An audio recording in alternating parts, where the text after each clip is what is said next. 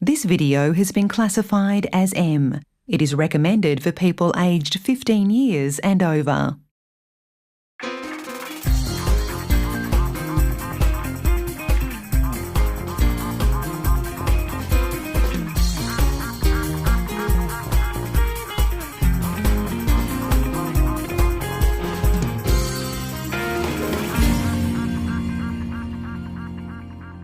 Tonight, we can reveal that Kerri-Anne Kennerley will win Dancing with the Stars, and we'll tell you why shortly. But if you thought this was a fair competition based on dancing talent and your votes, think again. Dancing with the Stars is a con, and Channel 7 is playing you for a fool. Channel 9's A Current Affair, getting stuck into the really important issues and getting them wrong. Kerri-Anne was dropped from Dancing with the Stars last night. Welcome to Media Watch, I'm Jonathan Holmes. Mind you, ACA's tendency to run knocking items about shows on Channel 7 hasn't been much in evidence recently. It's been too busy bringing us the goss about Nine's own huge hit. This is no young talent time. Last night, a peak of nearly 5 million viewers were watching The Voice.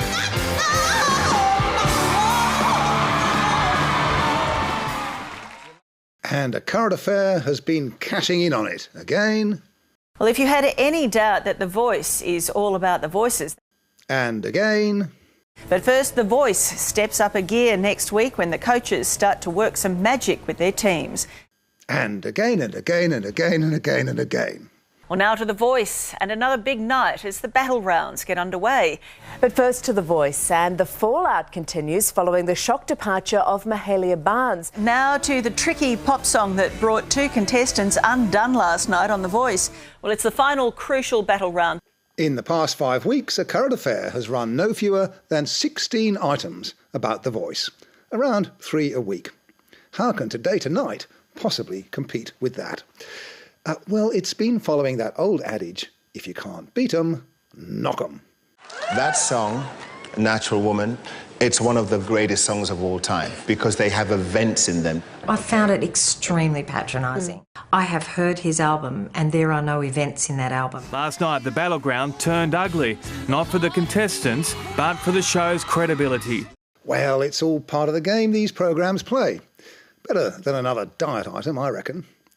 And now that The Voice is down to 1 show a week, maybe the ACA-TT war will move on to other issues, like A Current Affair dissing Seven's programmes again. Forget The Price is Right, this is The Price is Tight. They're not going to win $1 million, they're going to win 20 if they're lucky. And as you're about to see, Channel 7 has been caught out playing you for a fool. Which is exactly where we came in, remember? Dancing with the Stars is a con, and Channel 7 is playing you for a fool. Media watching is good fun, isn't it? But the Australian takes it a stage further. It's taken to watching Media Watch. Media Watch eyes climate death threat claims. After triggering a global news event with reports about death threats against climate scientists, the ABC and Fairfax Media are under investigation by Media Watch after a central plank supporting their reports was found to be non-existent. Well, we have looked into all this, and what a mess it is. One news outlet comes out of it, in our opinion, almost unscathed: Fairfax Media's The Canberra Times. The ABC doesn't look so great, and The Australian looks worst of all.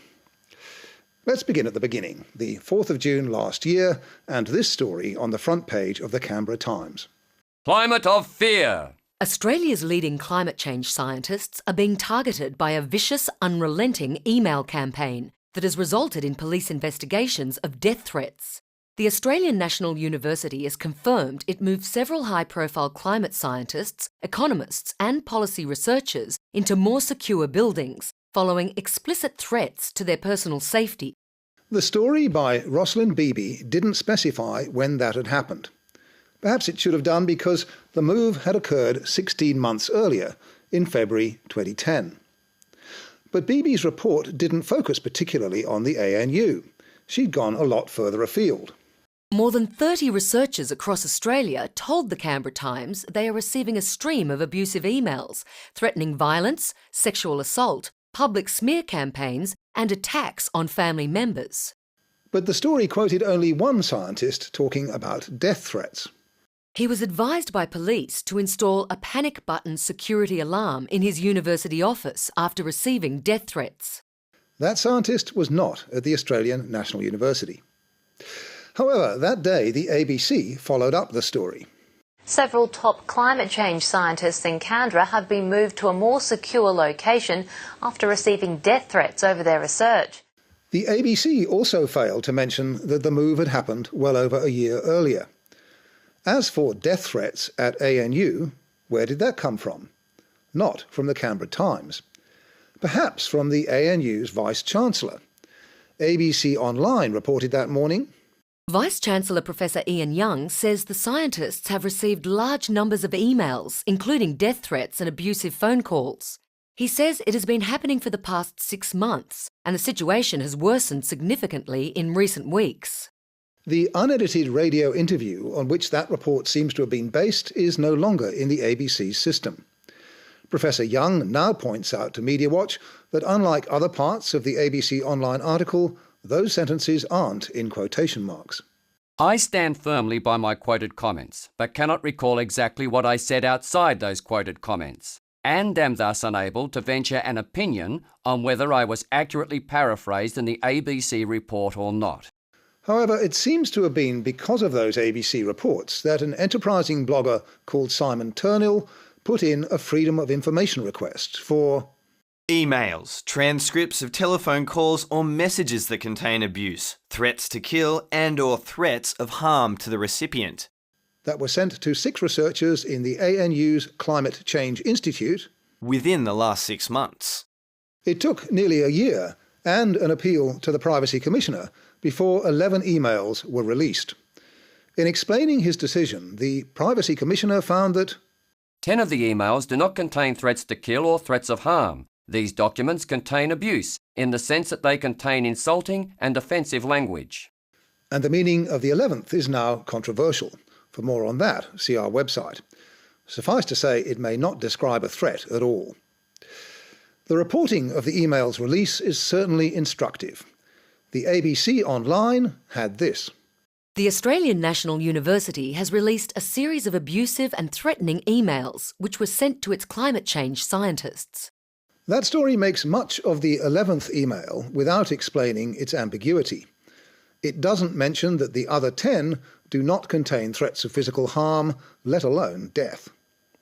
It doesn't correct or clarify its reporting about death threats last year. ABC News tells Media Watch that it's not aware of any material facts in its reporting that require correction or clarification.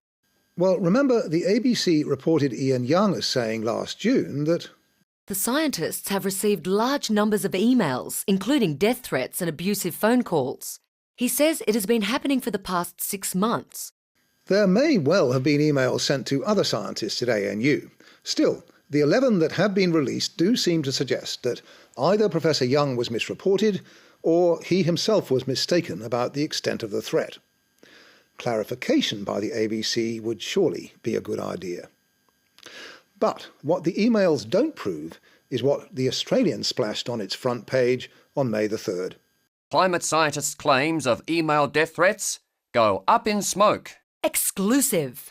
Christian Kerr claims that some of Australia's leading climate change scientists were subjected to death threats as part of a vicious and unrelenting email campaign have been debunked by the Privacy Commissioner. 11 emails to 6 scientists in one university in one 6-month period. How on earth do they debunk the Canberra Times' story? About a week later, Legal Affairs editor Chris Merritt reported that Media Watch was investigating the Australian's rivals. The Canberra Times published the first news of death threats against climate scientists in June last year. It said the problem was not confined to the ANU and that academics elsewhere were at risk. The credibility of the rest of the Canberra Times' allegations is yet to be tested, but the paper's reporting concerning death threats at ANU is in tatters, as are the associated reports by the ABC. But hang on, the Canberra Times article did not report that death threats had been made to academics at the ANU. And the Australian has never made clear that the emails released under FOI covered a period a year after the ANU scientists had been moved to a safer location. In fact, Christian Kerr's report thoroughly confused the issue. Chief Scientist Ian Chubb, who was the ANU's Vice-Chancellor at the time, last night admitted he did not have any recollection of reading the emails before relocating the university's researchers. At what time, Christian? Professor Chubb was Vice-Chancellor at the time the scientists were moved, but he couldn't have read the emails before that because they weren't sent until the following year. Besides, if the Australian had talked to the Climate Change Institute's Will Steffen, he might have told it what he told us, that abusive emails were not the main reason for the move. We were moved after 2 threatening incidents. Both events, in late 2009 and early 2010, involved visitors coming unannounced into our offices and taking or threatening aggressive actions against me and another academic associated with the Climate Change Institute.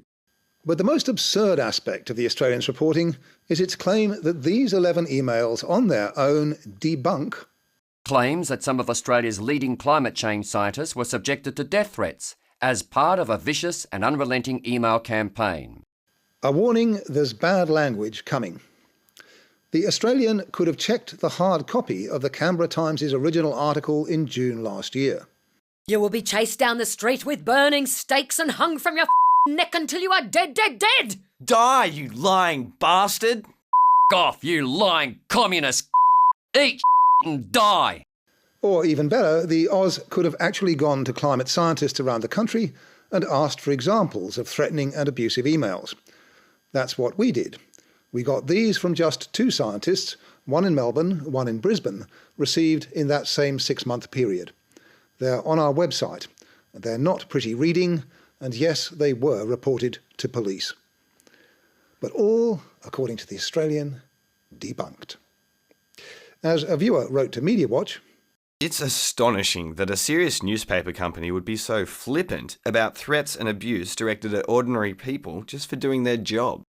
Last week, as we normally do, we sent some questions to the Australian. It decided, as it sometimes does, that the best form of defence is preemptive attack. In a news story on Saturday, ABC climate change reporting called into question.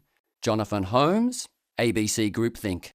And then in an editorial this morning, Media Watch should be subject to its own critical scrutiny. You can read both on our website.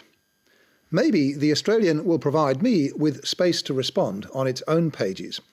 I don't want to take up your time with disputes about who are and who aren't, in the Australian's bizarre words, closed-minded thinkers and zealots, impervious to fact. Suffice to say, in that phrase beloved by journos, that Media Watch stands by its stories, tonight's included. Until next week, good night.